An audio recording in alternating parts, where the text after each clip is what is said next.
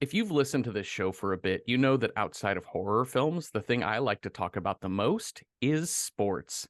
So it's always a delight when there's an overlap between professional athletes and scary movies. Some wonderful examples of this include former WWE wrestler Roddy Piper in the starring role of John Carpenter's They Live, former Wimbledon FC midfielder, former Wimbledon FC midfielder Vinnie Jones in The Midnight Meat Train. Defensive back for the Oakland Raiders and Kansas City Chiefs, Fred Williamson, had a significant role in Robert Rodriguez's From Dusk Till Dawn. And even Carl Weathers from Predator had stints in both the NFL and the Canadian Football League. So who was the athlete turned horror movie actor in this week's film, The Island of Dr. Moreau? Well, there wasn't an athlete in the cast per se. So backing up, in the early 80s, I became a big Red Sox fan, even though I lived in Dallas. You know how kids are. They just glom onto an idea and that becomes their obsession. I adored Tim Rice, Dennis Eckersley, Roger Clemens, Wade Boggs, and that just sort of continued on. And in 2003, I actually moved to Massachusetts. I was in Pleasant Street Pub in Northampton during Game 7 of the ALCS against the Yankees. Sports-wise, I had never felt so alive until Aaron fucking Boone launched that home run to end the Red Sox season, and I had never felt so dead. But 2004 would be different. It seemed the same, but the Red Sox now had Curt Schilling, and this time, the Red Sox beat the Yankees in 7 games and went on to win their first World Series in 80 years. You know who else was new to the Red Sox that year? Nelson De La Rosa, a Dominican actor who was also the unofficial world record holder for the world's smallest man at just under 2 feet tall. Nelson De La Rosa was also close friends with fellow Dominican player Pedro Martinez, the Red Sox perennial all-star pitcher. And Nelson came to several games, including all of the playoffs that year. He was in the clubhouse every night. And when the Red Sox overcame the supposed curse of Babe Ruth, Nelson was right there next to Pedro getting sprayed with champagne. Any older Red Sox fan knows and loves Nelson De La Rosa. Seeing him only brings back the fondest of sports memories. And the moment he appeared on screen as Mahai in The Island of Dr. Moreau, I flash back to the Yankees blowing a 3-game lead in 2004. Fuck Alex Rodriguez, you know? Hi, Cecil. Hi, Jeffrey. I know you're not a sports guy, but do you have a favorite athlete of all time? Like somebody, if you think of an athlete that just gives you like good feelings. Oh, dear. I mean, Mary Lou Retton was on an awful lot of cereal boxes when I was young. That's a pretty good one. I mean, O.J. Simpson. Arnold Schwarzenegger. I don't know. Sure. Yeah. Yeah. An athlete. Yeah. Bodybuilding champion. Yeah. I always find it sort of interesting. I've always loved the athlete actor crossover. Sure. I always thought that was kind of fun because it sort of makes sense. I mean, comedian to actor makes way more sense because as a comic, you do a lot of acting training, even if it's not at a conservatory or something, you know, but, you know, improv exercises are acting exercises. So, but athletes moving into that, I find really, really interesting, especially when they can become really great. Like Fred Williamson from Dusk Till Dawn was a constant character actor and he was a lot of fun. You know, it makes sense. You're comfortable at performing at very high levels of intensity in front of people. Yeah, absolutely. Yeah, so we were talking off air before we started recording about I'm always caught off guard by 90s horror films, just 90s movies in general kind of throw me for a loop. And I don't know quite what it is. I think it's because, especially in horror, like the 90s in horror do seem to be a standalone decade of the last 50 or so years. That I think a lot of people feel like they're lower in quality than 70s, 80s, and then 2000s and beyond. And my theory on it is that we're still existing in this kind of older time of horror wherein it's simple, but it's also merging with 90s blockbuster mentality and CGI mentality. Yeah. It's so true. Is there a lot of CGI in this film? No, but when it happens, it really stands out. There's the cheetah guy who gets executed. That's right. Like when he's bouncing around through the trees, it's 100% just looks like sheer. It's very animated looking. It's very cartoony. Yeah, I do remember him dropping to all fours, and I was like, oh, okay. He's just flying through the air. It's interesting. Just looking at this cast is Marlon Brando, Val Kilmer, Ron Perlman, Fairuza Balk, like all these like amazing actors that are like Hollywood actors, and yet they can still make a terrible movie. They really can.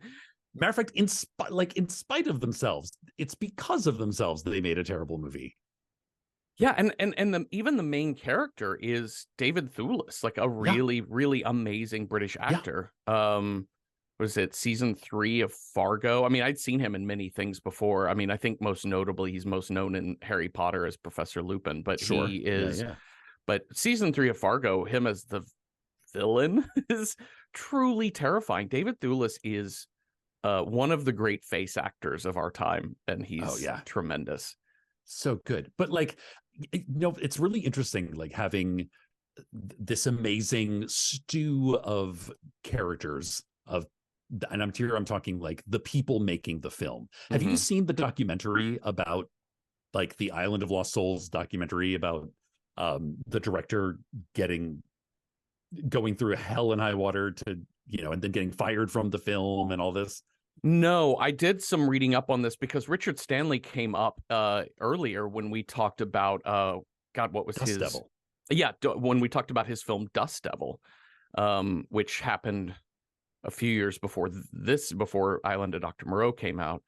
But yeah, I did some really light reading up on what had happened there, and he really was trying to hold true to the original H.G. Wells story. He had Marlon Brando on board, and then just shit went haywire. Yeah, like anything that, like, it's truly a cursed film. Yeah, like somebody got bit by a snake. Oh my God. Weather was not cooperating. Marlon Brando not cooperating. Val Kilmer not cooperating. Yeah, they fired Richard Stanley, and he just went and lived in the jungle for like a few weeks. Oh my God. And sort of spied on the film. Anyway, it's a good documentary. I suggest you check it out. It's really fascinating. More interesting than this movie, I would dare to say.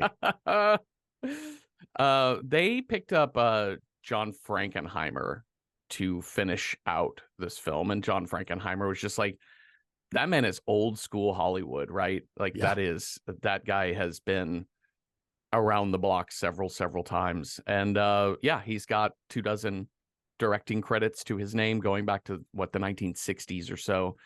And so, they're like, yeah, you can't do this, so we'll get somebody else. It did seem, though, some of the Val Kilmer and Marlon Brando stuff, like Marlon Brando's daughter died as they were going into pre-production. Yeah. And Marlon Brando did a very Marlon Brando thing, which was just disappear, like without contact, which caused further. It wasn't like, hey, you guys, he didn't have an out of office email set basically to explain the situation. Sure. And it was the same thing with apparently Val Kilmer only promised them like a short number of days. So they had to move him from David Thewlis's part to the role of Dr. Montgomery, which has less screen time. And he was going through a very public divorce. So apparently he was a shithead to everyone there. Yeah. Not that going through a divorce is a reason to be a shithead. It just was incidentally, that's what's happening to him, and that is what tipped him over the edge, I guess. Man, can you imagine? Like, this movie is simultaneously really interesting and really boring. It's a lot of explosions at the end, but it's also like they've somehow managed to suck out all the weird witchiness that I think Richard Stanley like really wanted to like imbue this movie with. I agree. I found this movie incredibly boring. It was really hard to sustain my interest for an hour and 40 minutes. Like, it's not a long movie. Yeah, it's not even that long. No, and it But feels you kind of long. But you know, you're like, okay, oh look, he sees the girl. Well, they're gonna fall in love. Okay. Oh, here we are at dinner having and then like the weirdness that does occur are these like idiosyncratic moments of like I just some of the weirdest choices you could possibly make that do not aid the plot or the character development too terribly much. No. They made the choice to do mostly practical effects, especially with the monster creation. So the monsters are people in masks, in full body outfits. We get to see them moving around, and I don't want to I'm a big proponent of practical effects over CGI effects in films, especially horror movies. But I think this one tries to get away with really showing us the whole body of these people. And it makes me think of two movies. One is 2001: A Space Odyssey, where the opening 40 minutes of that is just 8 people learning how tools work. But the thing about the 8 people in that movie is when you stare at one, if you pause the screen and you just look at them, you're like, that is a person dressed up like a gorilla. Like, that's 100%. It's sort of silly looking. It just looks like Hollywood. We just reached into the grab bag of costumes. But the way the simian characters move in 2001, it's almost like dance. It's almost like modern dance. It is beautiful and fascinating to watch. And in this one, it just looks like people in fuzzy suits that are stuffed with cotton meandering about. I thought this movie would have benefited from having the second movie I was thinking of was Pulse, the Japanese horror film. There's the scene where the woman is in that locked room, is walking slowly at her person hiding behind the couch, and every couple of steps she like collapses and lifts back up. That is a practical effect nightmare. Like, literally, it creates the most horrifying scene so perfectly using dance, using a person's ability to move in a way that is creepy. And this movie has none of that. And I thought this movie would have been better off coming out 10 years later when CGI had caught up and we could just have a monster movie. Or this is my thing, is scale back. Yeah. Like, you don't need a cast of hundreds in full, leopard and boar costumes. Like, make it smaller and make more, do the actual kind of animal movement work with the smaller crew. Yeah. Yeah, I agree. I don't know. So like your hyena guy moves more like a hyena and less like, I don't know, like Michael Jackson Thriller. Yeah, that's very true. Well, let's get into this movie. So, the opening credit sequence is the most 90s credit sequence we have seen to date. Not since Buffy the Vampire Slayer. I just wrote eyeballs, jumbled fonts, cells, space, thunderclouds, rapid cut, MTV generation. This is the nightmare that every older person was screaming about in the 90s. Like, kids these days have no attention span because of MTV. Oh, yeah. Yeah. And this is totally like the opening for The Real World. Yeah, totally. Yeah. But we're in the Java Sea. We are somewhere near Indonesia, and we have a lifeboat with 3 men on it, one of which is United Nations negotiator Edward Douglas, who is played by David Thewlis. We understand that he has survived a plane crash. They were on their way to do, I would assume, negotiations, something in Indonesia, probably between Timor-Leste and Indonesia. I don't know. I don't know exactly what the political landscape was at this time. But there's 2 men fighting over a canteen, and fight spills out into the water, and a shark fucking eats both of them. I think I love this opening that you're literally seeing people at their most animalistic, which is literally fighting over resources in a very like one-on-one, mano-a-mano, kind of life or death situation. Yeah. If this movie has nothing else, it has a theme. Yes. And that theme, which is made abundantly clear from this Oh, opening scene to the epilogue. so very clear. Okay.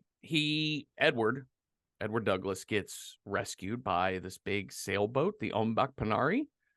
And on board this ship is a man named Dr. Montgomery, played by Val Kilmer, in full Top Gun Val Kilmer mode. Oh my God. Real genius, actually. Yeah. Like he is doing the most until we meet Marlon Brando. And then even afterwards, he's still doing the most as much as Marlon Brando. Yeah. Like if you just watch him, he's like eating a flower at one point for no reason. Yeah. Did you catch that? I did not catch that at all, but that makes 100% sense to me. These people are doing crazy shit. But we are supposed to get that it's also the way Val Kilmer talks. It's like every line is so loaded in that, like, he'll say, oh, her? She's a pussycat. There's so many leading lines in this that they're trying so hard to be clever. That's an underrated part of 90s movies is we were still sticking with, we don't just need one-liners like the 80s action films. We need every line to be super clever. There has to be a constant flurry of creative lines. You know, when he's treating Edward on the ship, he's injecting him with, you sort of presume it's maybe antibiotics or an IV or something. But he's like, no, it's got all kinds of things in it. And he's like, are you a doctor? He says, I'm more like a vet. Like clever. Haha, we all know what's coming. Yeah. Oh my God. There's a lot of that. Yeah. So we're on this ship. Montgomery starts by saying, listen, these guys are going to drop me off at Moreau's Island, and then they'll take you on to Java, the island of Java. Great. And, you know, listen, there's no radio on this ship, but once you get there, you'll be fine. You're in Indonesia. Good times. But then they get to Moreau's Island. He's like, yeah, you probably should get off of this boat, Edward. You know, these guys are a bunch of party animals, and you know, the captain's taking a real shine. Animal. Oh, captain's taking a shine to you, if you know what I mean. There's nothing like a little homophobia to make you get off the ship. You can ride my tail any day. That's right. Iceman or whatever the fuck he says. That's right. That's right. You can ride my tail any day. Maverick? Yeah. Okay. Maverick. There you go. But yeah, like what? I don't know, man. If you just stayed on the boat, on the boat, man. Yeah. It's really interesting. I actually was really taken with that line of Captain has taken a real shine to you, if you know what I mean. Not just because it's this sort of like out of date homophobia sort of joke, but there's an incredible Nathaniel Philbrick account of the whale ship Essex, which is what Moby Dick is based on. Okay. And one of the ironies of the whale ship Essex, which is a ship that went from Nantucket all the way around Cape Horn, is that Cape of Good Hope? The Cape of Good Hope around South America, came up into the South Pacific and basically pissed off a sperm whale, which according to their accounts, like turned around and then just raced at the ship and wrecked the ship, like intentionally.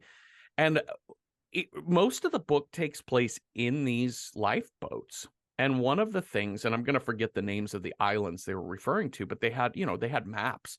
And one of the things, the decision they had to make is, I think it was the Friendship Islands. I forget which set of islands it was, kind of current day French Polynesia, I think.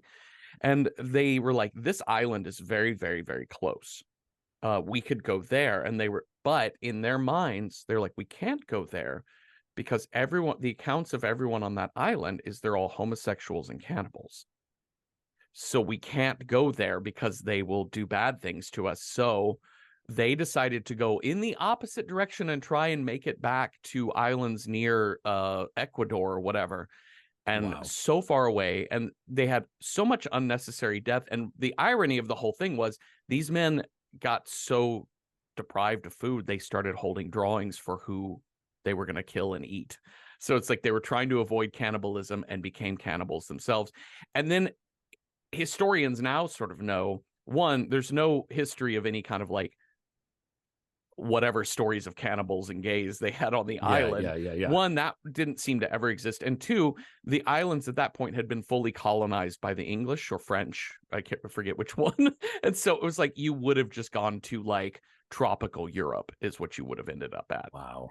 Anyways, I thought of that when he said that about these dark-skinned men who speak, I'm presuming Indonesian, on this boat, and it becomes easy to sort of say, here's this horrible quality of these unknown men.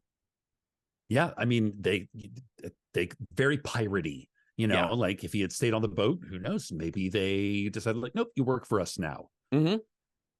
But instead he goes with door number 2, and that is the humans turn into animals island. Yeah. He goes with the white guy academic who he trusts more. Yeah, because he's a doctor. I'm a doctor. It's also a werewolf, as we'll find out in later films of Prisoner of Azkaban or wherever he shows up. So they bring along this giant crate of rabbits. Okay, sure. Why not? Sure. And at one point in time, Val Kilmer, Montgomery, is holding this large white rabbit. And Edward's like, oh, man, I've never been good with animals. I'm sorry to say, like, I had a rabbit as a child and it died because of me. I was bad at taking care of it. And Montgomery holds the rabbit up for him to kiss. He kisses it on the forehead, and then Montgomery just snaps its neck. What the shit? Okay, what? Like, this is what I'm talking about. This is just like the weirdest way of going about doing this. Like, did we really learn anything from this moment? No. We learned that Montgomery is probably going to be a villain. Mm-hmm. But a very charming villain. Yep. And Douglas is sort of our protagonist here. I think it's kind of interesting his relationship. Like, he just let this pet die, which is important. Mm-hmm. Kids and pets die, but it's like from neglect. Mm-hmm.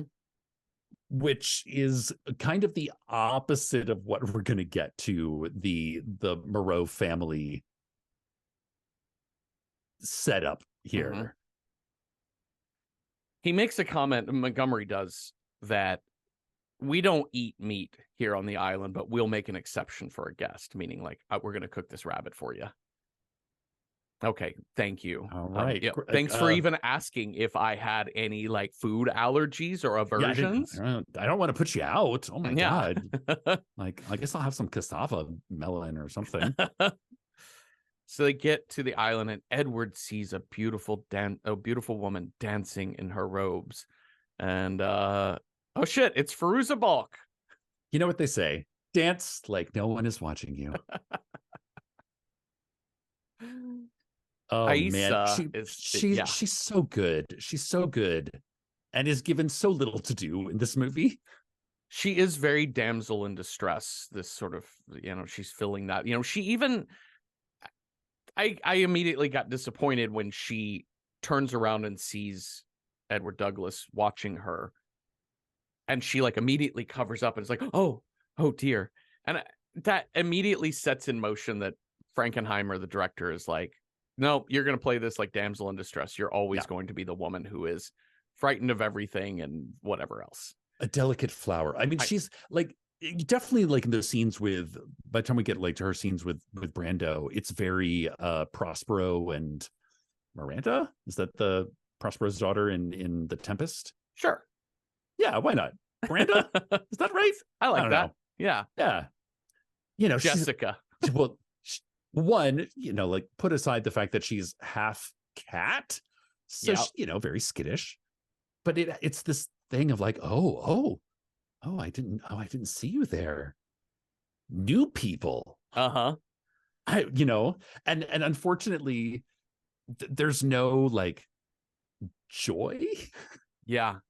It's just kind of banal curiosity, just like, oh, stranger, oh no, I am timid, please let me run away. Yeah.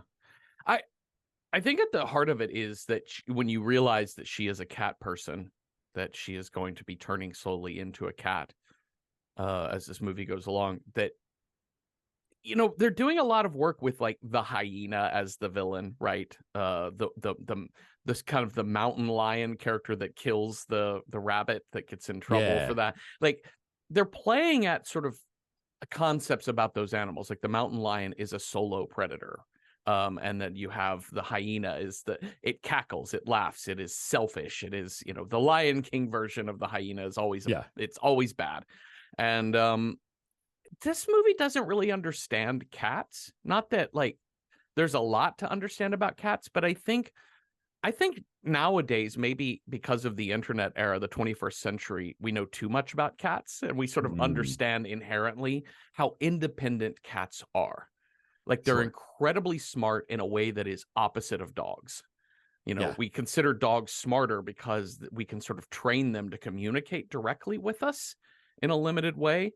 But a cat is kind of always doing its own thing. And she just seems like a lost little, like it just doesn't understand cats. The only cat like quality to her is her nimbleness. And later there's a hilarious moment in a fight scene where you just hear, wow, Oh wow. my God. Like literally straight out of a Stray Cats video, or perhaps a Paula Abdul video. Sure. I wish MC Cool Cat was in this movie. Oh That would be my so good. God. That'd be amazing. Okay, so Edward Douglas is clearly stricken with Aissa's beauty, and so this is going to be our love interest here. We learn that Dr. Moreau used to, Edward had heard of Dr. Moreau before. He's like, oh, I remember hearing about this guy, like this brilliant researcher obsessed with animal research, and he like disappeared like 20 years ago. Yeah. Didn't he Montgomery. die? Yeah. No, he's gone to this island to grow mutant animals and build a Fuck. weird furry utopia. Yeah, furry cult. Yeah. Edward gets locked in his room by Dr. Montgomery, who says, this is for your own good. No, hard no. Mm-mm. Like I don't know. It's one of those moments where you're like, okay, what? Okay, you're now a prisoner here. Mm-hmm. And like you don't know what the deal is. Everything Val Kilmer is doing is weird and creepy. Mm-hmm. Everything has a double meaning. He's locking her in your room at night. I at least admire Douglas for like finding a way to break his way out. Yeah. Yeah, I mean, I think naturally we would all be like, oh, absolutely, I have made the wrong choice to be on this ship. I need to find this radio. I just wonder why he didn't like just go. He's like, oh, I'm gonna go explore in the laboratory. No. Be like, no, man, I'm going. Like, you're trying to lock me in, right to the dock. Yeah. I got to get out of here. This goes back to your like less is more sort of idea earlier, which is they didn't need this cast of hundreds of animal extras and all of this. That I think this movie could have been so much more suspenseful in a tighter, more of a bottle movie where you have like one or two like key animal moments. And also I think this reveal here of what's going on this island happens so soon. And I just think it's the equivalent of in acting, like you can't start a scene already at 8. You do need some levels to get to, Yeah, you got to like ramp up there. And this movie, like 20 minutes in, they're like, he's in this lab and there's a fucking horse person giving birth to a horse baby with like cat people delivering attending and the nurses. Oh my God. You know what? Okay, so this movie is, the theme of like humans as animals, right? Mm-hmm. This is the very old theme, it's been around as long as human stories have been around, like straight from the Odyssey, ever since, Circe is turning Odysseus's men to pigs.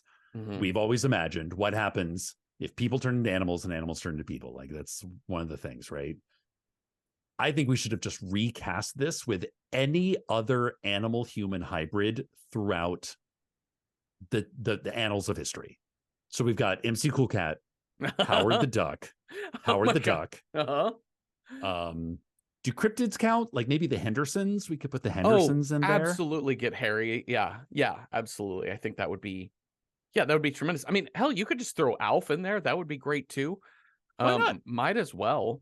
Maybe just a full-on like the CGI Garfield. Let's do that too with Bill Murray's voice. Yeah. Perfect. It would make as much sense as fucking Mini Me and Fairuza Balk pouring an ice into Marlon Brando's hat, in my mind. We talked on this show about like that these horror movies often have like kind of there's like a structural parallel. Like sometimes a horror movie feels like a roller coaster. Like everything's sort of set in motion. We just need to see how it's all going to work out. Sometimes a horror movie feels more like a haunted house, like you're meandering through and you never quite know what's going to happen, sort of thing. This movie is, if I'm going to give it a model of a fair attraction, I'm going to say it's a freak show. Like even, not just like the singling in on all of his Moreau's children are all like, they're freaks, right? They're mutants. Yeah.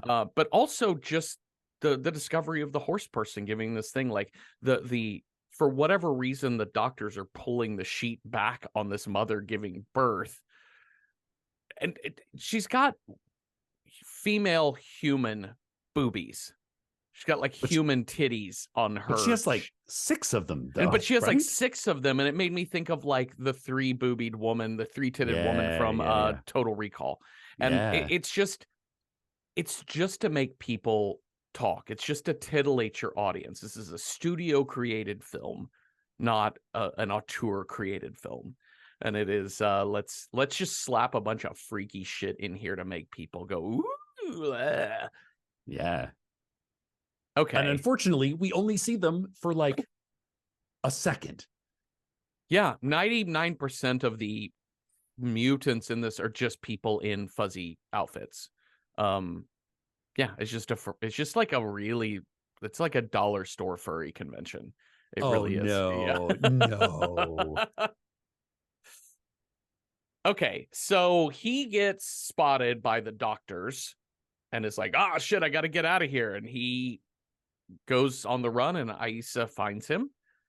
She says, "Get our want statement. I can help you get off this island if you promise to never do or say anything that will hurt my father." Let's tighten that line up a little bit, you guys. Okay.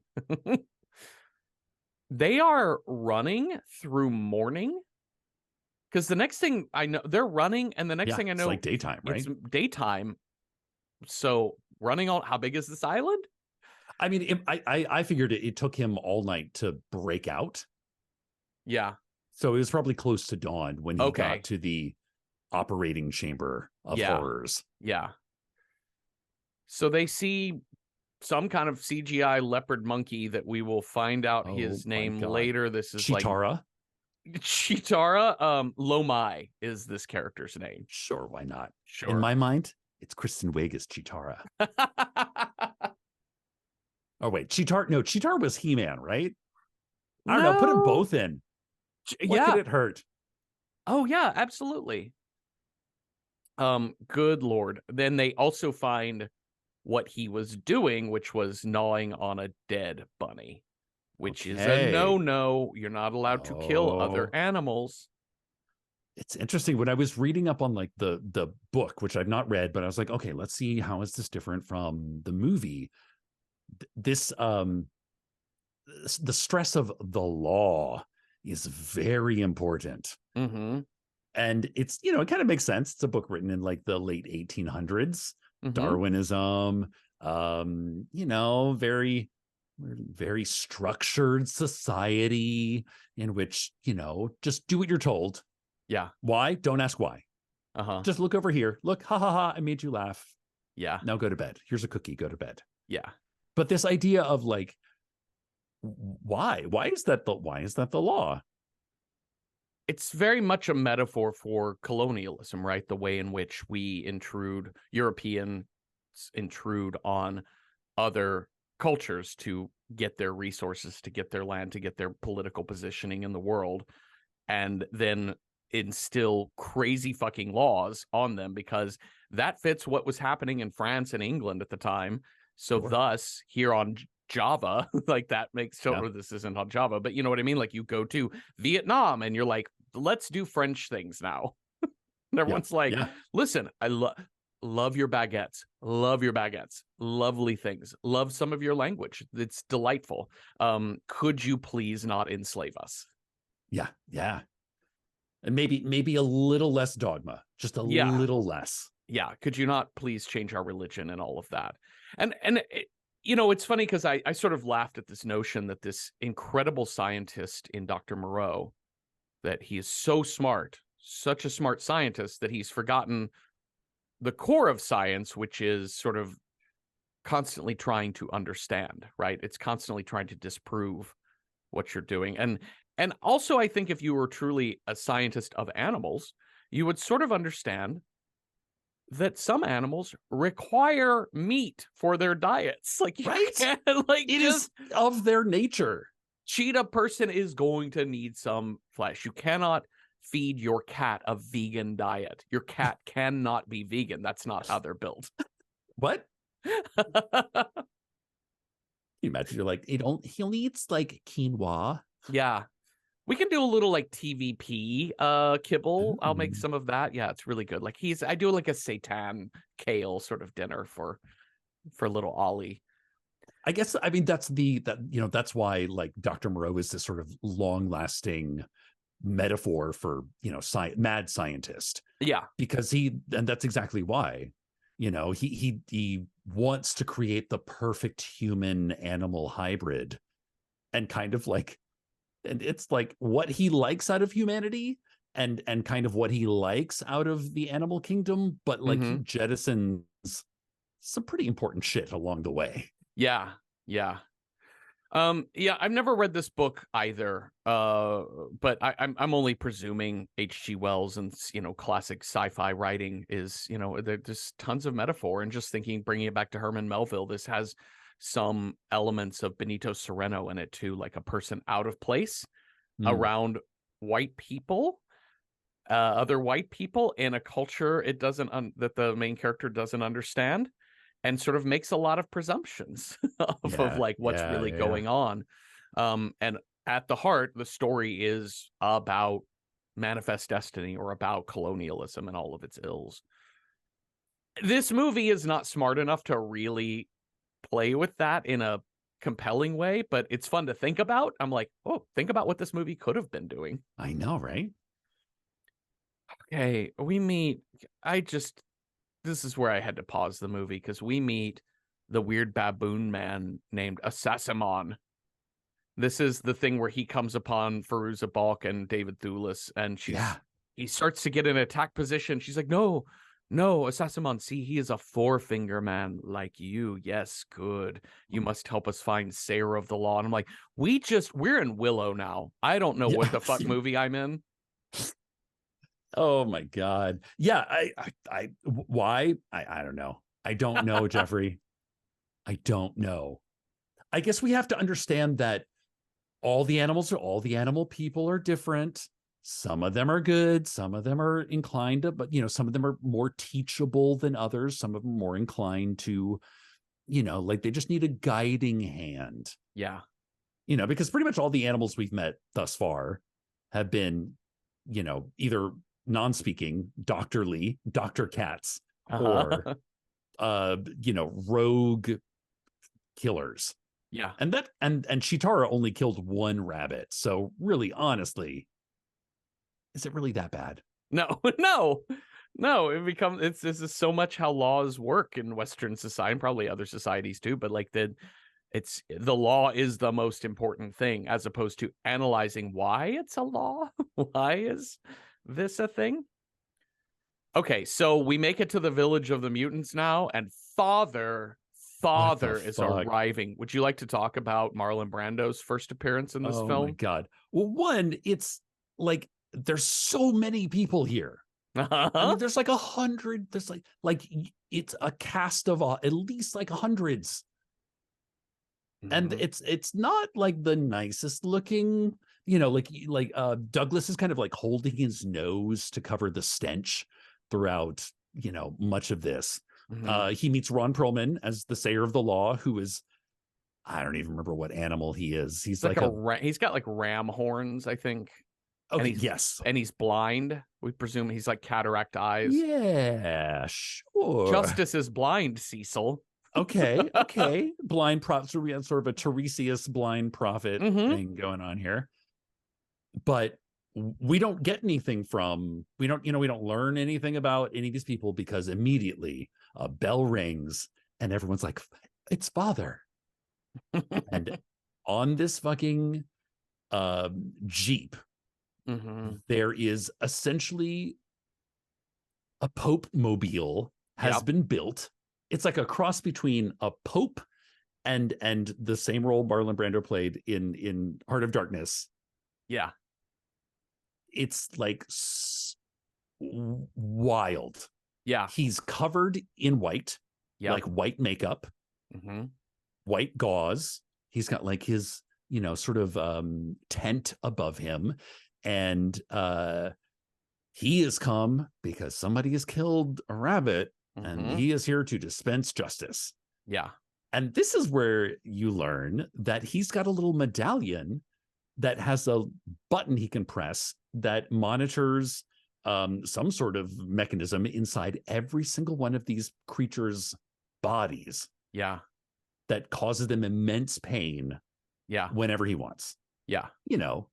Like sort of like an Old Testament God. Yeah. Like a guiding hand. Yeah.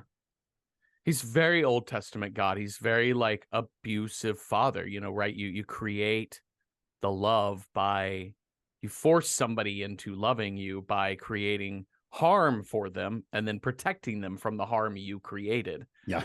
And that's how you build up the loyalty in these animals. And by extension, we do that with humans constantly. The thing that's weird to me that I wasn't able to like center in my brain is the presence of guns in this movie, because at the core of it, it's about Moreau sort of preaches that he's, as the movie goes on, we sort of learn that he's like, the law is there he wants to create a utopian society where he not only breeds animals and humans together for whatever reason, but he's trying to breed out evil in man. He's trying to breed out violence. And he wants this like utopia where nobody harms anybody. And I sort of understand if there's like one or two guns, but there's a fucking armory, as we find out later. Like there's a full military base full of assault rifles on this island. And I was sort of wondering why Moreau needed that when he only has two human staffers, him and Val Kilmer. I kind of assumed it, like, it's because Moreau is, again, this Prospero thing of like, he's left human society behind. He's like disgusted by people. Yeah. And so he's probably more worried about pirates coming in and like snooping around his animal farm. Yeah. And so I always assumed it was much more about external threats than internal threats. Because the internal threats are handled by their overactive pacemakers. You're right. Yeah, that makes actually total sense, because he could train the animal people to fight back for him. Yeah. Okay. Yeah. And I mean, when you're like, I don't know, making camel people, you don't want people snooping around. Which is also weird that like they totally just let this dude in. I don't know. He goes on this, so wild. Nothing is said about like Douglas gets not a word in this whole scene. So Marlon Brando sort of shames Chitara into coming forward. Well, no, not yet, because we have this scene and then fucking 2 hours pass before we come back to the same place and do this actual trial.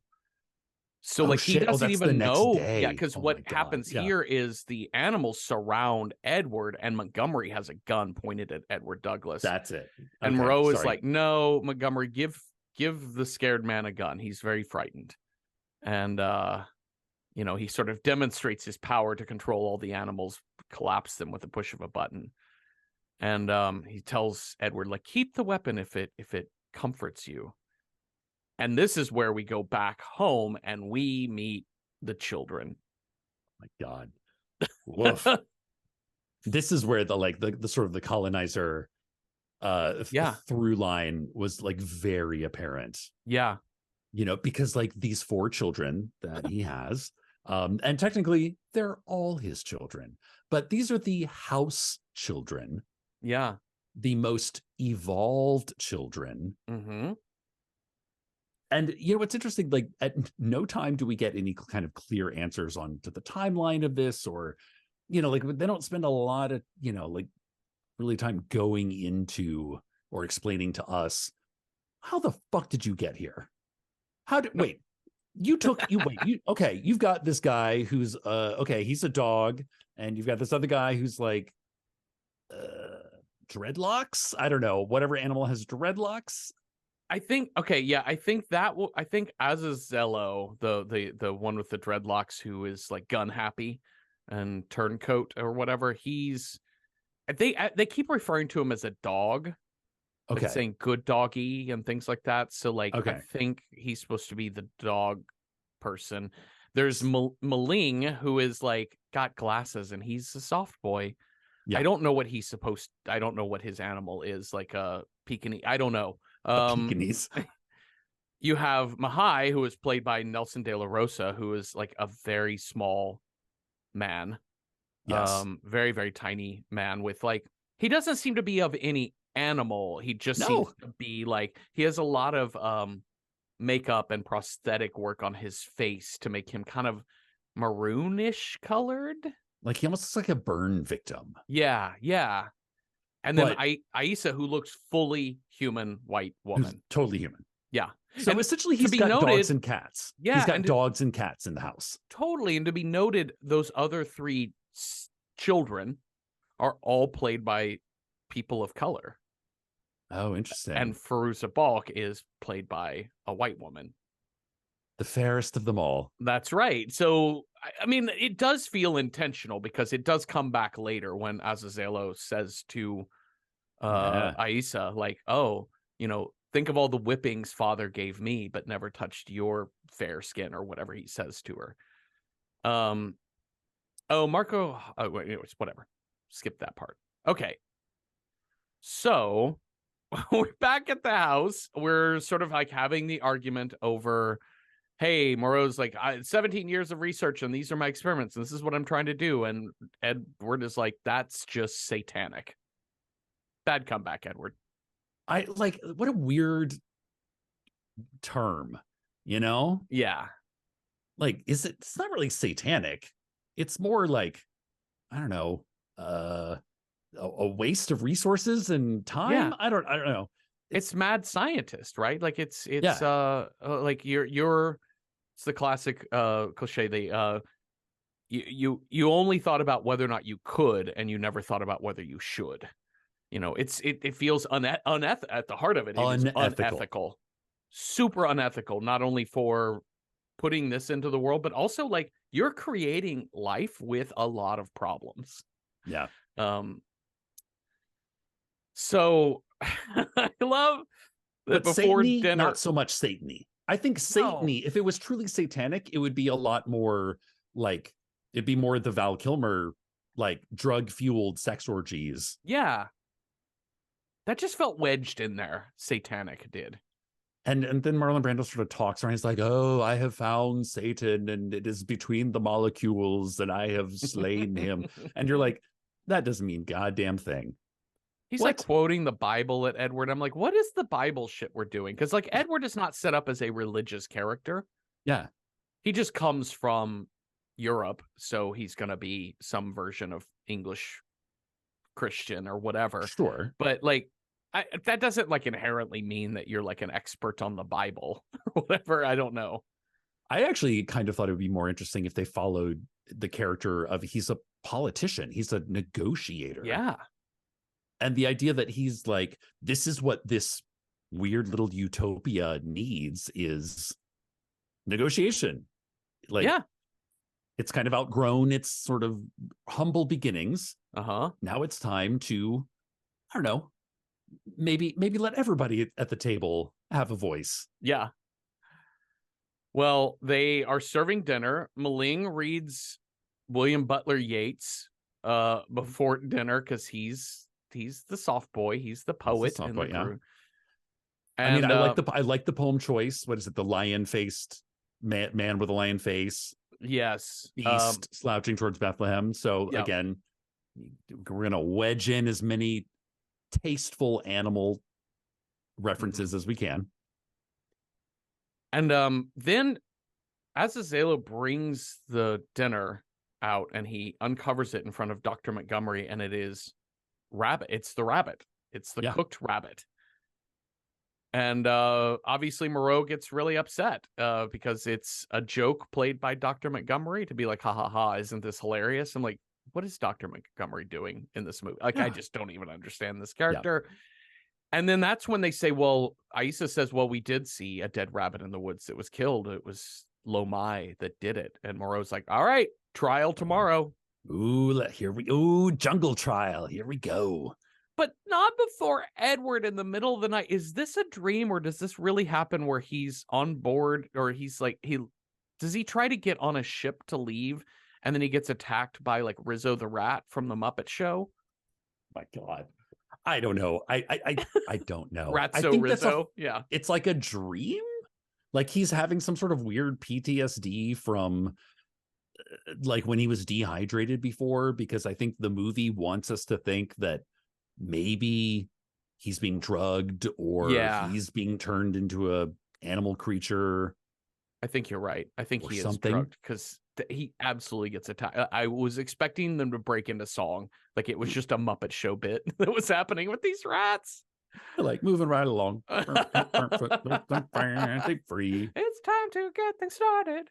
Oh my God. Why haven't the Muppets done an Island of Dr. Moreau? Surely they have.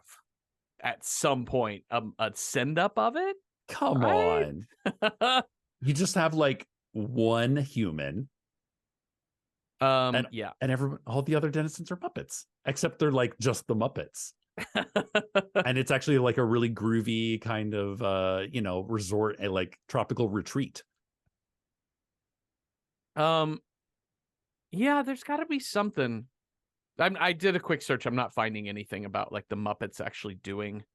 I think the source material is a little dark for the Muppets. It is a little dark. Yeah, animal experimentation, human animal hybrids. Yeah. All right. Well, somebody at the Henson estate get on that, Disney or whoever owns that shit now. Okay, so now we have the trial. Ooh, I do love a good kind of kangaroo court. Yeah, like literally, almost literally. It's kind of, oh my God, I can't believe I just said that.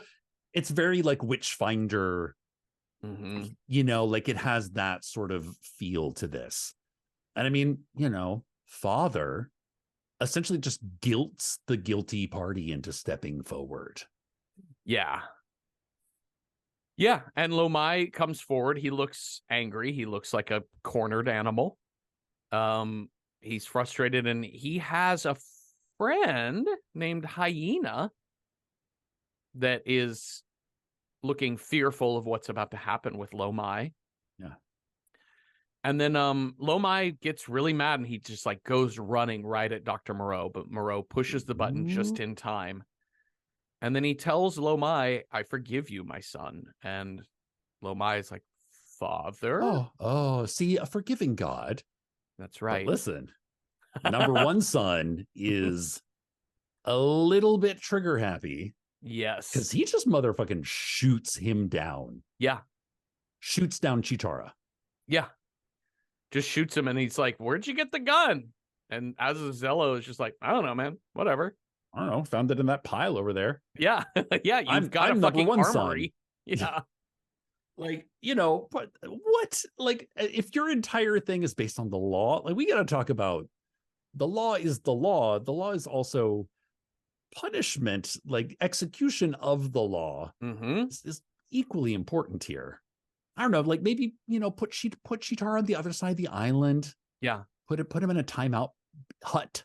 Yeah. For a while. I don't know, put him on KP duty. Yeah. Make him clean out the bathrooms.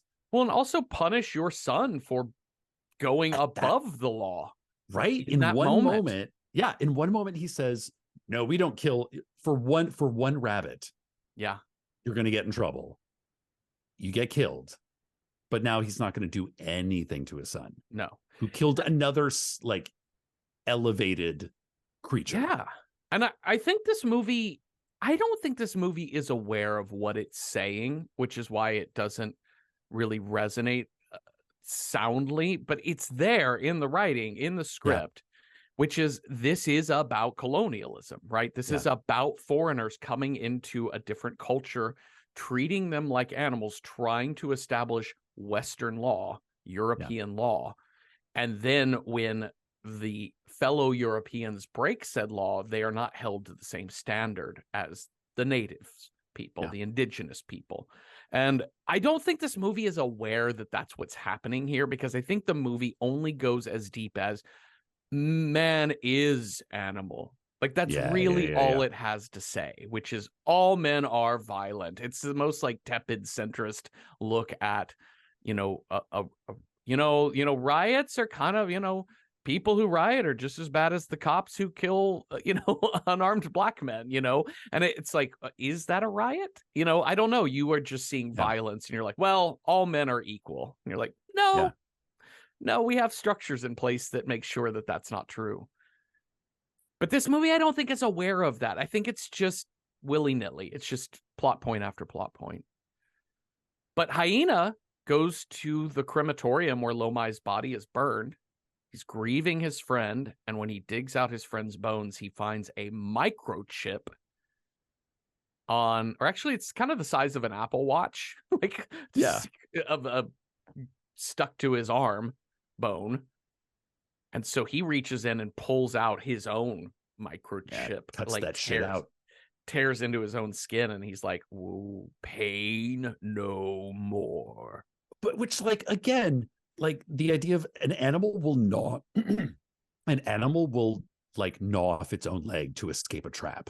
Yeah. So if all these creatures knew that they had some sort of thing inside them, but they have not like actually put two and two together, that we could just like take it out. So this is the first time that one of these creatures has decided to like remove it. Yeah. I find that in 17 years, really? Yeah. This is the first time? Yeah. Also that is such a central, like it's such a centralized source of pain. It is a microchip in the arm bone or rib bone or whatever that was. That I would think that when he presses that button and you feel the pain, it's going to centralize from that spot of your body. And you are probably going to be able to triangulate the location of the pain every time that thing happens. Yeah. Anyways. There's something about Montgomery has to constantly give drugs to all of the creatures, to the mutants, to keep them from retrogressing. We just got to keep them regulated, man. I don't fully understand the science. Not the science. I don't understand the process here, because like we learn later from Aisa, who looks fully human, but she starts growing cat fangs and ears and whatever. And she's like, I have to get my medication from Dr. Montgomery because that's what keeps me from turning into an animal. And I'm like, wait, did they just let some people get kind of animal-y and other people not animal? I don't understand. Yeah, like it's, well, I mean, when your medication gets really expensive, you can't give it to everybody. Yeah. So, the ones you don't care about in society, you're kind of like, okay, go off and become boars and cheetahs and all that shit. But the ones you like that you keep around the house, those are the ones you give the expensive medication to. Yeah. But Hyena won't come get his shot. Also, maybe I'm not giving this film enough credit. Maybe they are aware and it's just not a good movie. But it is interesting, though, that like all of the animals that are in the house with Dr. Moreau all have names. And here you have Hyena. Only refer to him as Hyena. So he is some type of lower person. Even Lomai has a name, but Hyena doesn't have a name. Hyena is just the animal hybrid that he is. But Hyena won't come get his shot because he knows. And Montgomery immediately grabs the rifle to shoot him. My God. Yeah. Montgomery's a bit trigger happy. Not as much as Azazello, who's like, yes, we get to go on a hunt. Oh my God. Stuff. This movie, like, okay, all right. And now we have just like a bunch of people catching him in a net, like on the beach. Sure. Why not? Why not? Edward enlists the help of Maling to use the satellite radio to get help. But Montgomery reveals that he has disabled the thing by taking out the motherboard, essentially. Like, what the fuck, dude? Yeah. Like, who is the crazy person here? Like, Yeah. I'm starting to think maybe Marlon Brando is just being like played by Montgomery this whole time. Yeah. Yeah, because Montgomery definitely goes from eccentric weirdo to absolutely like he's lost his marbles. Yeah. But he's like, hey, what are you gonna do? Who do you think you're gonna call? Who's gonna even come here? What are you after? You gonna take Aisa with you? Like, she needs her shots too. She's not gonna get them off this island. You're like, I don't know. How about we ask her? Let's start there. Yeah. And also, and again, he like makes a joke. She's like, oh, what are you gonna be like? Oh, there's like some pig woman kept me hostage. No one will believe you. It's the classic, like, no, even if you got out, no, still, like, who would you tell and what would you tell them? Yeah. You're like, you know what? You let me worry about that. Yeah, like, just don't stop. Yeah, I don't need this right now from you. Just give me the phone and let me do this call. Okay, so Hyena is now, he's got like a group of like 3 or 4 others that he's taught them to tear out their Apple Watch, and they're starting to hunt other animals. Oh my God, it's very like plantation slave rebellion here. It is. I would have been really interested in them diving into the dynamics of slave owner, house slaves, field slaves, or colonialist rule and indigenous people in the uprisings. Like, I just think there's a lot of room to play around with, like, what makes us violent, because some of it is human nature and some of it is brought upon by people who oppress others. Yeah. It's by systems that work for some better than others. Yeah. And can you imagine what like if they had gotten together and done like an animal roundtable after Dr. Moreau died and be like, okay, so listen, what of the oppressor's toolkit are we going to keep? Yeah. What of the oppressor's toolkit are we going to toss out? Yeah. As opposed to sort of the puppet dictatorship that we have going. Yeah. I don't think this movie is that interested in the notion of what oppression does to people who use it and are abused by it. Yeah. Yeah. So Aisa is now concerned that her teeth are starting to grow out, and she's like, I'm hideous. And Father's like, no, you're beautiful inside and out. I want to be like you, Father. Ugh, I want to wear weird hats and your weird pasty white and like skinned, which he doesn't always have the white makeup on. No, thank God. He's not full blown crazy. Yeah. But late that night, Hyena and the others break into his house. They start fucking around on the piano. This scene. So, oh my God, Jeffrey. What? Let me show you how civilized people think about music. The notes you were banging on the keys reminded me of Schoenberg. Can I play a little for you? He was known for his tone music. Note the dissonance. But then also there's George Gershwin, who did Rhapsody in Blue. Here, listen to the Delta theme song. And immediately it's like they all are just like,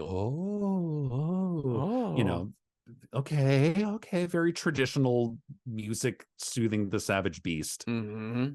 But it doesn't last as long as Dr. Moreau would like it to. Meanwhile, he's going like, hey, to Mahai to go get his little, taser gun. Yeah. The which I do love this prop, because it's essentially something technical, that they have like made a religious artifact out of it. Yes. Like sometimes it's on a staff, sometimes it's like he wears it around his neck. Yep. But they've made it, I don't know. In that way, I'm like, oh, this kind of, there is some kind of cool stuff of like technology, when technology and religion come together in a small way. Yeah. You know, Totally. like a makeshift kind of way. Yeah. Well, he finally gets his button when they start, Hyena's like cornering him, being like, "Father, what are you? You call me father, but I'm not like you. And why? What am I? Yeah, why What am pain?" I? Yep. I am a man. I am not the elephant man. He's over there, and he looks like an elephant. And and he tells Moreau, like, listen, if there's no more pain, there's no more law. And Moreau says there's always law as he presses the button and nothing happens. Bad father. Bad, like, bad this dad. is the problem, is like when you teach you are the law, one, you're not always going to be around, and two, the law is bigger than one person. It's bigger than the whip that keeps people together. You know?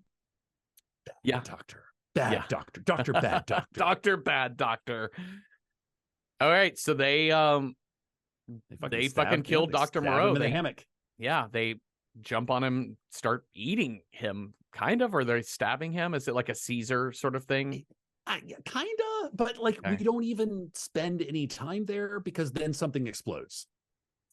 And then something explodes pretty much on the regular for the next 15 minutes. Yeah, it's fucking Old Faithful here for the rest of this movie.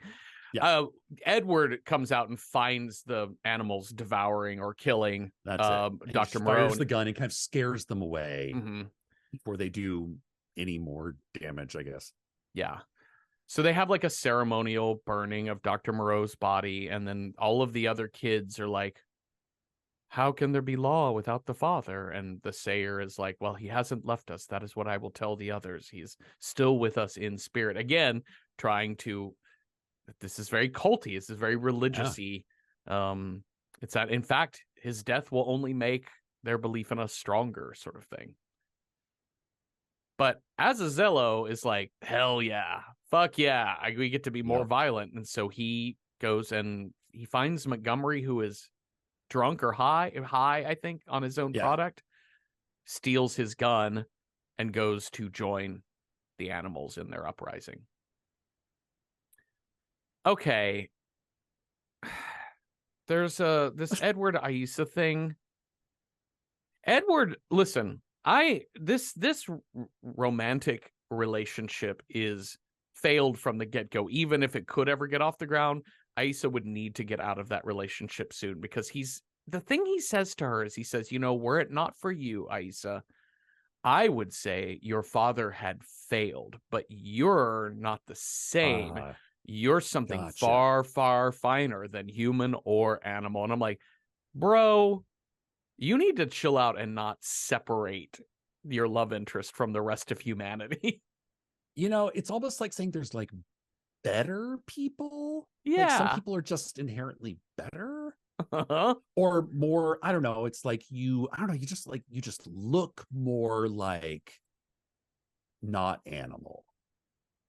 You just look a little whiter, like you talk a little whiter. You just fit in. You just fit in better. Like I could take you back to the mainland. We just have to find a way to give you your very expensive shots to make sure you don't turn into a kitty cat.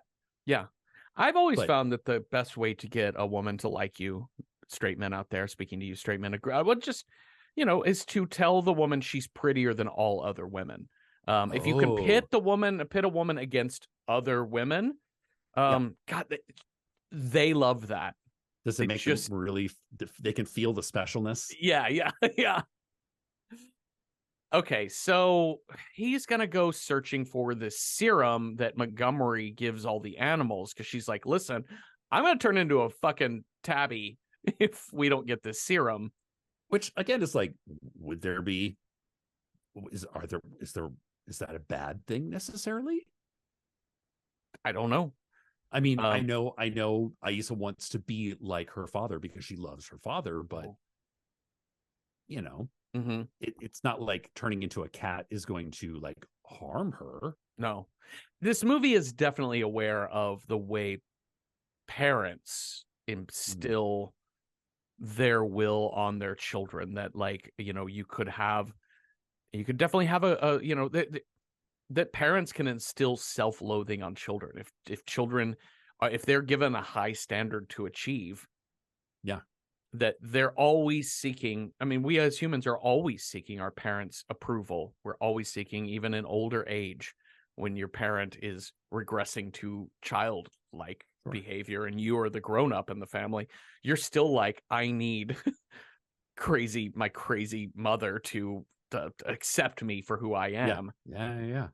And so this movie is definitely aware of that. She wants to be like father because she doesn't want to be hideous, because she's grown up knowing that father wants beautiful white human looking people. Yeah.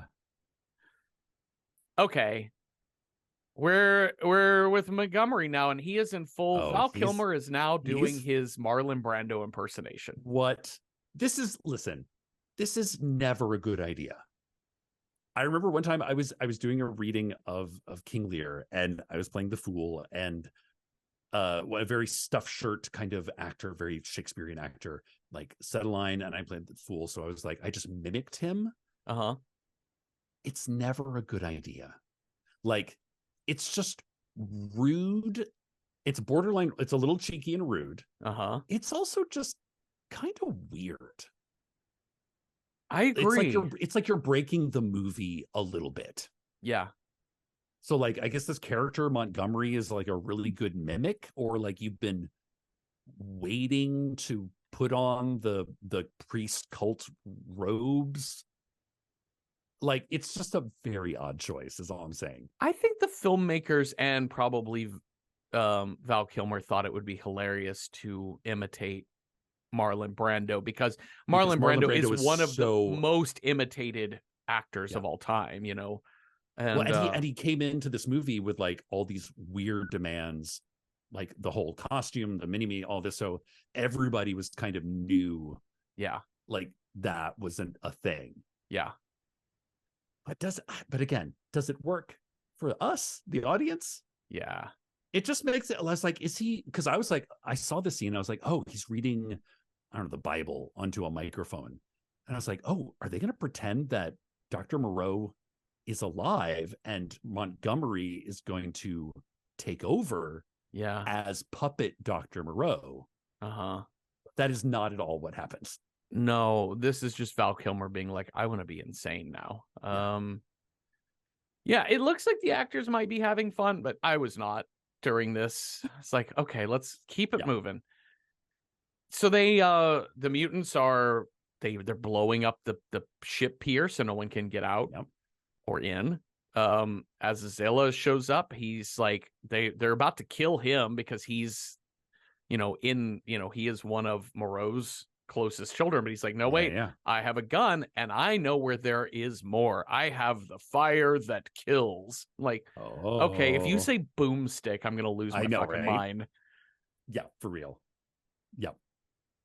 Okay, Oh, we so also learn that Montgomery has trashed all of Dr. Moreau's work, uh-huh.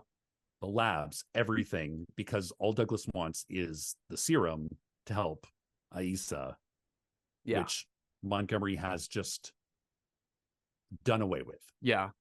And Edward also in this somewhere in here, he finds his own DNA samples and a file on him, and he realizes that the cutting open of his arm and some of the other stuff they had done to him was like they were going to try and use his DNA to stop Aisa's regression, to like make her fully, I don't, Like, something. are they even the same blood type? Like, what?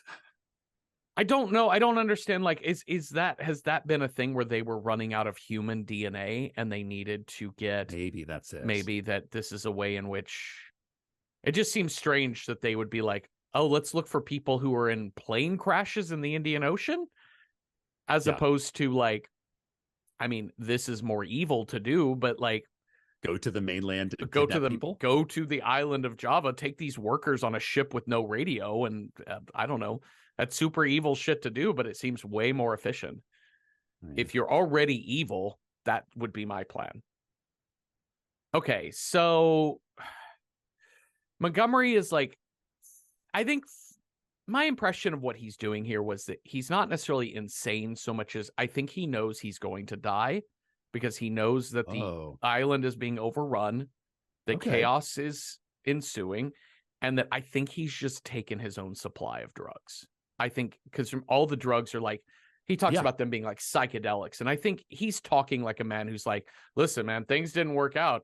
Let's talk about Sherlock Holmes. I'm just wasting time till y'all kill me, is essentially what he's doing. Like he's gone full Jim Morrison here. Yes. It kind of reminds me of what's the famous emperor of Rome that, Nero, Caligula. Oh, Caligula, yeah.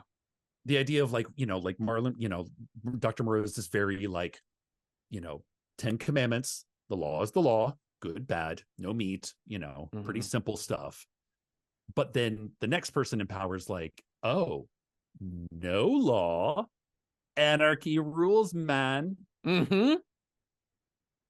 I couldn't even have meat for dinner. Yeah. Under the old regime. Yeah. Let's see how far into the decadent, no rules, just right we can get it into. That's a true Outback Steakhouse. So, as Joseph Fink said one time about we need some rules. I need you, especially if you're serving me food, especially meat, I need you to have a few rules about how that meat is prepared. Okay, so Azazello shoots Montgomery. Actually, the last thing Montgomery says is he says to Azazello, I want to go to dog heaven. And he's like, all right, boom. Terrible line. Yeah. Okay, so now the mutants are blowing everything up. Azazello has led them to the armory. Also, Azazello finds Edward and Aissa. This is where Aissa fights back as Cat Lady. But not before they get exploded out of the building. Oh my god. Like, I don't know, Jeffrey. It gets a little wild here. I lost track of where is anyone on the island? What are the explosions for? I didn't fully understand Hyena's plan, and I sort of understand rampant chaos, right? This is how a riot happens from a protest, right? That lawlessness reigns, or theoretically how a riot could happen. Usually a riot happens because there's a protest that is then agitated by people trying to stop the protest. But it's the fall of a regime. It's a violent coup. And so they're just kind of taking out all the oppressors' tools. But usually sort of willy-nilly style. But usually the thing about the oppressors here is that really there were two of them, Moreau, Montgomery, and then you had a couple of peripherals like Moreau's kids. Yeah. So there's four of them and this weird British dude who just showed up last week. So if we can get all of them, we don't need to blow everything up. There's very few of them and there's a lot of us. I guess they just blow up the whole fucking island. When you put a hyena and a wild boar, and a mad dog, in charge of the new political order, you get what you get. You do. That's very true. But it's Azazello who finally, God, this Aissa scene where she's fighting and you just hear literally they added sound effects to her fight scene. She doesn't have claws or anything. She just kind of has slightly pointy teeth. Amazing. And then something happens. She makes it out okay, which I didn't. And I don't know. No, she doesn't. She gets hung. No, he ties a rope around her neck and he says, remember how the master whipped me, but never touched your soft skin. Yeah. And then he pushes her down and we see her silhouette of her getting hung. And see, there's so much chaos. I thought I saw her walking away from the barn after that. And I was like, I thought she died. she gets lynched, basically. She Okay. gets hung, and it's, Edward being like, whoa, fuck.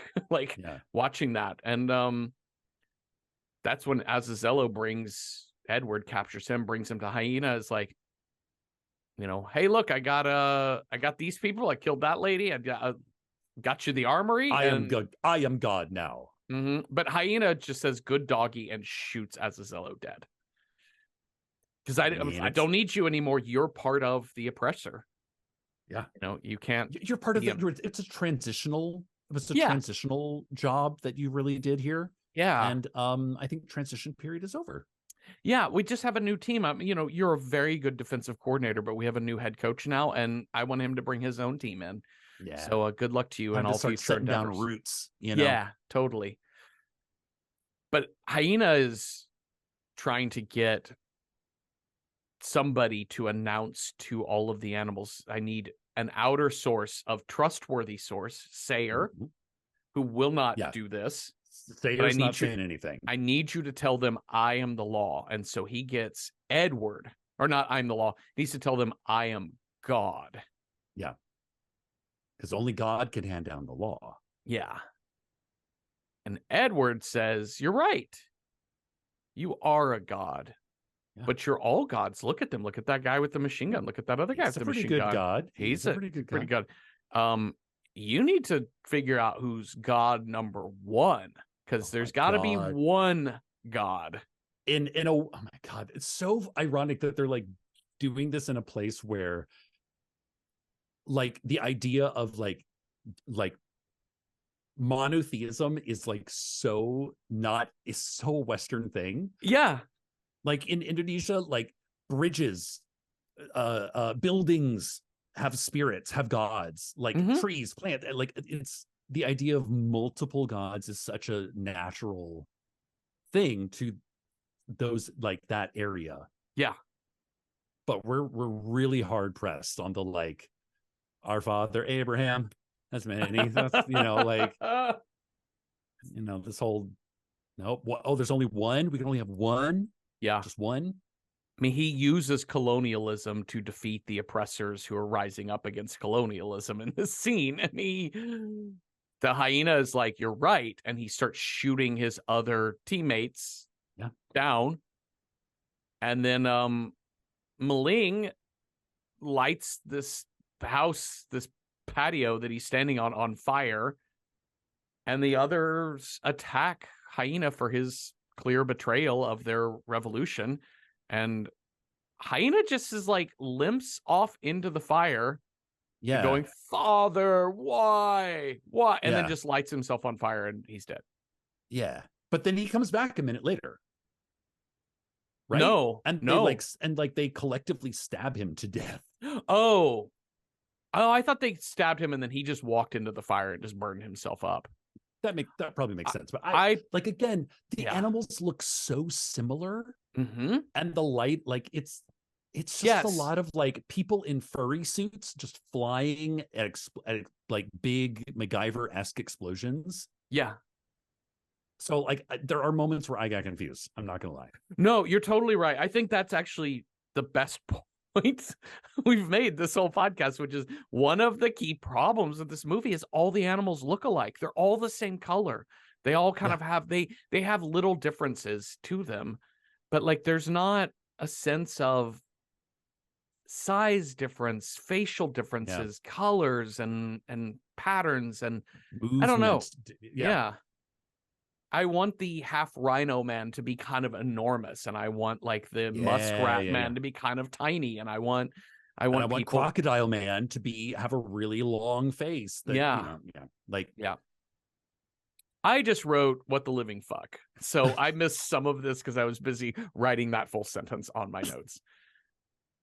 So epilogue, Edward's gonna get on a boat and go away. I'm like, Edward, where are you going? Do you know where this island is? Like, how did you put the satellite back together? Couldn't you just radio people to come to you? It's like Kon-Tiki. He's just gonna get up there and just let the winds take him. Because if you didn't know where you were before, you certainly don't know where you are now. I was also like, why didn't you do this like before the coup happened? Oh my God. Back when like they were still throwing dinner parties at the big Yeah. house. Well, the sayer of the law is there, and Edward is like, listen, I gotta go. But I can send some doctors or scientists who might Yeah, I understand. And mean, Sayer's like, nope. We nope, are what we hard. are. There we go. Hard pass. We'll Mm-hmm. figure it out ourselves, for good or Yeah. for bad. Yeah. Edward then gets on his boat and leaves, and then we get his voiceover being like, it's almost like man is the real animal here. It's almost like man is the most dangerous game of all. Let's rate this fucking movie. Yes. Good Lord. All right. So how approachable is this movie? If you're horror film averse, like if you generally stay away from horror, I'll give you a 1 to 10 scale, with 1 being like not at all approachable, and 10 being, 1 being something like Funny Games or whatever, Hostel, and 10 being, I don't know, fucking what's the Over the Garden Wall. Right. I would give this 7 out of 10 horse babies, like Okay. horse person babies. Like, I don't know. It's very 90s. It's kind of 60s. It's Planet of the Apes like. Yeah. It's got some blood and gore, and it's the creepy birth scene with the horse, but I'm like, I think it's like less gory and scary than like Total Recall. Like, I think it plays for less sure. with that. I don't know. There's no less real violent. less violent. It has more action movie vibes. Yeah. I mean, I could even go to 8 on that, but yeah, it's very approachable. It's not a good movie, but it's certainly, if you're horror film averse, I don't really feel like this is that horror-y. I don't know if you're squeamish about cruelty to animals. Definitely that. Because that rabbit death is shocking. And very disturbing. And also just any type of like the creepiness of scientific experiments on humans and animals, and all of the feelings it's going to dredge up about colonialism, slavery, things like that. It's touching on those things. What about you, Cecil, as a horror film? Yeah, as a horror film, oh gosh, I love Dust Devil. Like, it's so witchy vibes at a time when like nobody was making movies that had witchy vibes, and this movie had the seeds of that kind of sewn into it. But because it like the director got overloaded by Val Kilmer and Marlon Brando and everything, it never came to fruition. So I don't even know if this is a horror film, no, as much as it's a fantastical action film or a sci-fi action film. Yeah. But is it scary? No, because anything that could be made scary just like kind of comes and goes so quickly to get to the next sort of insipid plot point that, it doesn't take the time to build up tension, to build up suspense. No. That if you have, I don't know, if you're being hunted through the jungle by a half boar, half human, could be very scary, could be like potentially very like tense. But in this, it's more of a like, oh, no, we caught him. Oh, no, now we're on to the next thing. No, now Marlon Brando's going to talk about some weird shit. Yeah. So, I don't know, for that reason, this is like 2 cat doctors out of 10. Yeah. Well, let's figure out what we're going to watch next. I look forward to watching a different movie. So we're going to roll 2 dice. 2 dice, that's the word, 2 dice. And you have a scare die, I have a style die. We'll match up the 2 things and see what movie fits that. So if you roll a 1, Cecil, our next movie scare is a ghost. 2, monster. 3, dolls and or clowns. 4, a sadist. If you roll a 5, animal is our scare. 6, technology is our scare. What you got? That's a 6. We're going to do technology. All right, we're going to match up your technology scare with whatever style I roll. If I roll a 1, our style is Latin American film. 2, pre-1950s. 3, something that is a sequel, prequel, or remake. 4, LGBTQ plus characters. 5, our style is bloodless and or psychological horror. 6 is a prestige horror. What we got? I got a 4, LGBTQ plus. Ooh. With technology. Oh, wait, I have one to add. Okay, great. All right. Okay. Okay, so we wrote down a couple of movies that we thought might fit this, and we're also going to check in with Letterboxd, because we have, if you want to follow us on Letterboxd, you can also contribute to all of these potential role matchups and give us your thoughts on what you think we should cover. So, Cecil, what do we have on this list? Well, the one that tops the list is the Rocky Horror Picture Show. That is queer characters and technology. We are making a monster. Spent a long time making a man with blonde hair and a tan. He's good at relieving my attention. The next one we have on here is Titane, which I've not seen, but you have. Yeah, I have seen this. Yeah, it is technology in a this is very like French, like the new French horror. Yes, it's very intense. It's definitely queer characters, and also technology plays a role in the horror of this film. It's very interesting. I don't know how, but yes. Very, very, very tense. Something very tense and bizarre. So we have that, and then you had Climax. Tell me about Climax. So this is one that I guess this would fit under technology. It's a Gaspar Noé film, again, another French film, about a bunch of kind of college dancers that go have a big blowout party, but unbeknownst to them, somebody has put psychoactive drugs in all of their food and water, and it kind of unleashes the animalistic side in a man. But it's like, I don't know, imagine going to like the most violent rave you've ever gone to. Is the best way to describe this film. Is this technology? I don't know. I figured like synthetic drugs. Okay. Yeah, something in there. Well, let's see what the commenters on Letterboxd had to say about this matchup. Weaponized Toaster seconds Titane. They also throw out "We're all going to the World's Fair." Reality and fantasy begin to blur when an isolated teenager immerses herself in an online role-playing horror. The filmmaker is trans, if that qualifies for this role. I think that's great, actually. Sure. Because we were looking for like LGBTQ people involved in the making of the Mommy Dearest, like not queer icon, but like queer characters. Ray or Baxter, queer filmmakers. Yeah, Ray Baxter brings up The Bride of Frankenstein, which I think certainly fits the idea of like queer horror cinema, but it's not queer characters, or do you know if that makes sense? Ganymede's Cup gives us Seconds from 1966, American sci-fi psychological horror film directed by John Frankenheimer, who we just had. Oh wow. Stars Rock Hudson, so we have that. Middle-aged New York banker who, disillusioned with his life, contacts an agency known as The Company, which specializes in providing rebirths under new identities and appearances altered by plastic surgery. What could go wrong?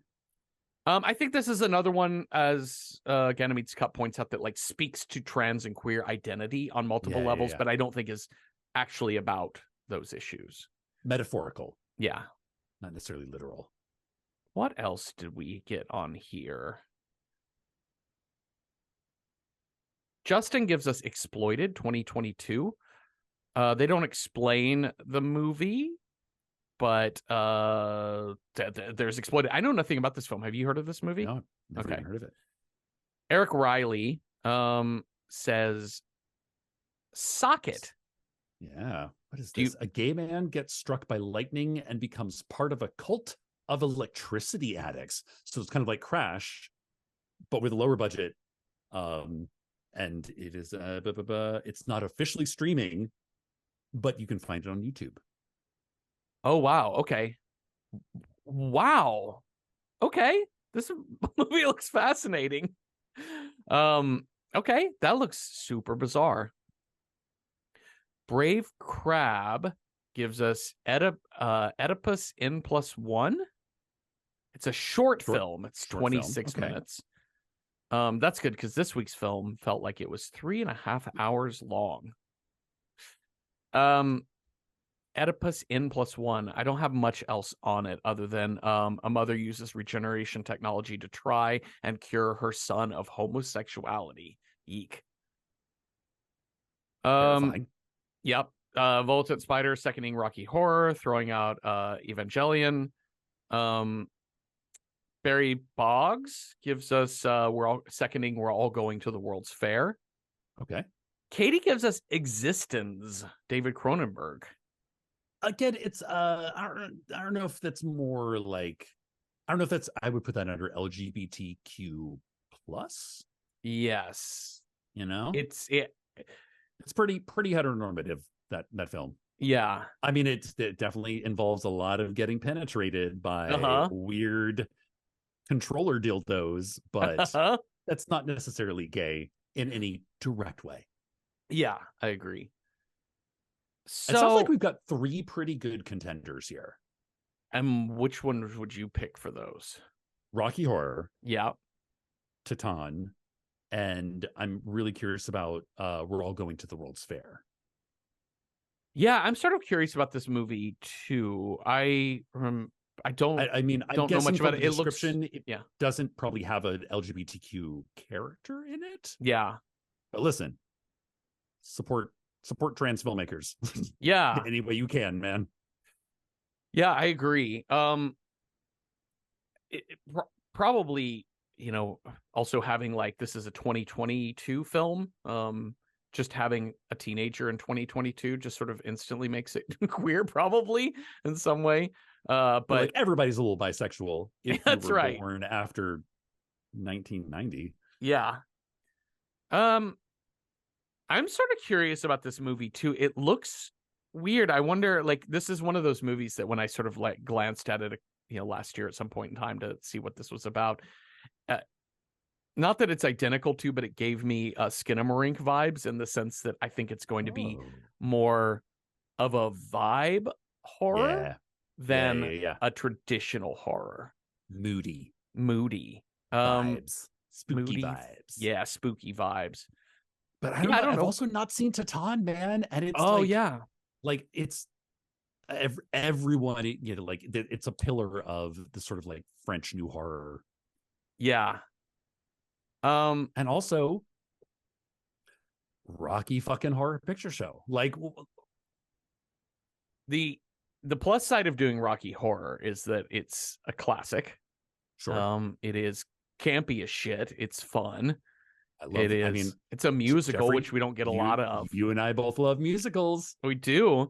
The downside of it is, of course, anytime you have to cover something that is this enormous, like where to even begin. Yeah. Sure. But I guess we can't be afraid to go into, I mean, we fucking covered The Shining. We covered Psycho, stuff that has millions of thesis papers written on it. So I'd be down for all 3 of those movies. They all sound fantastic. Shall we roll for it? Yeah. So we've got 3. So Rocky Horror, Titan, We're All Going to the World's Fair. So 1 or 2, I've got a 6-sided die. I don't have a 3-sided die, unfortunately, but Rocky Horror is a 1-2, Titan 3-4, World's Fair 5-6. You want to roll? You want me to roll? You roll. Okay. All right. Let's see what we got here. What are we watching? Oh, that's off the table. Hold on. 3. We're gonna do Titan. Right? 1, 2. Wait, no. Horror. 3 was We're All Going to the World's Fair. Oh, but no. 3. 5. Sorry. 6. Yeah. 1, 2, 3. Yes, you are correct. It is Titan. I am an idiot.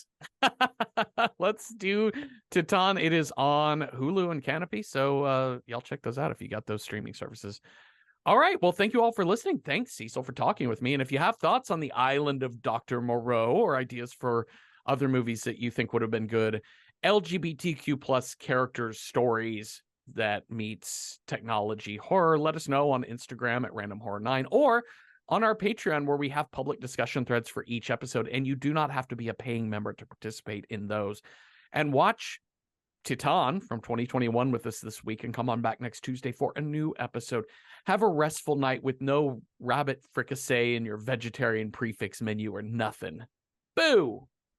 Boo.